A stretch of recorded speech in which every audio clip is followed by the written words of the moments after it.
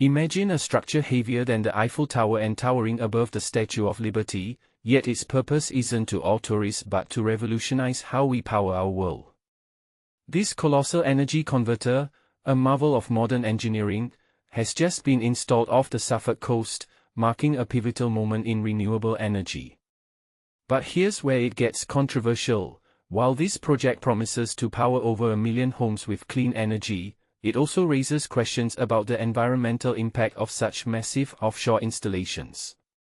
Could this be a double-edged sword in our fight against climate change? ScottishPower Renewables has achieved a groundbreaking feat with its first-ever high-voltage direct current (HVDC) offshore converter station, now in place at the East Anglia THREE wind farm. This 7-story, 10,700-ton giant is not just a technical achievement, it's a game-changer for long-distance electricity transmission. By converting electricity from alternating current, AC, to direct current, DC, the HVDC station ensures power can travel efficiently over vast distances, a critical step for harnessing offshore wind energy. And this is the part most people miss. The technology inside this module, supplied by Siemens Energy, is what makes it possible to minimize energy loss, a common challenge in traditional power transmission. The sheer scale of this project is staggering.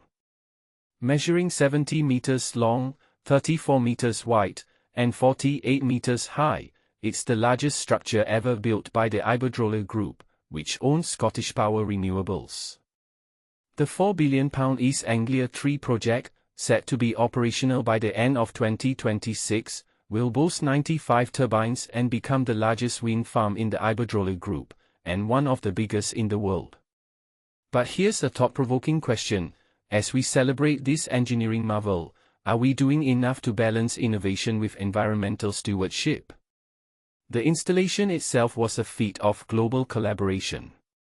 Construction began in Mangalia, Romania, and the station traveled 3,800 nautical miles to Aker Solutions yard in Stord, Norway, for final assembly. The world's largest crane vessel, the SSCV Sleipner, was then used to position the module at its final destination, 69 kilometers off the Suffolk coast. This global effort underscores the complexity and ambition of renewable energy projects today. For ScottishPower Renewables Chief Executive Charlie Jordan, this installation is a significant milestone.